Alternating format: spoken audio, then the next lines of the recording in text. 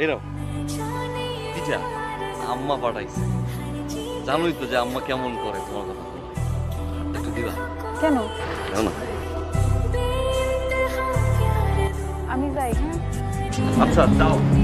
আমার বয়ফ্রেন্ডটা যদি জাভেদ ভাইয়ের মতো হতো। আমি আছি বিপদের মধ্যে, ঝামেলার মধ্যে, আর তুই ফাঁসামি করছিস আমার সাথে। ও মা, তুমি একসাথে দুই নৌকা পা দিচ্ছ আর আমি কিছু বললেই দোষ। আপনি এখানে এসে কি করতেছেন? তোরাই ধরছো কেন?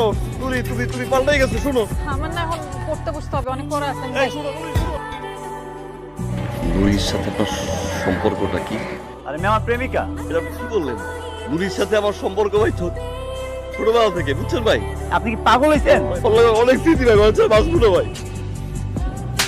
আমি কবে বলছি আপনাকে আমি ভালোবাসি? আপনি শহরে আসেন, আমার গ্রামের মানুষ, এই জন্য আসেন, আমি সুন্দর করে দুটো কথা বলি, দেখা করি, তার মানে কি আমি আপনার ভালোবেসে ফেলছি? আপনি এগুলো ভেবে ফেলবেন? আপনি যদি নেক্সট টাইম আমার সামনে আসতে চেষ্টা করছেন না, তো আপনার খবর আছে।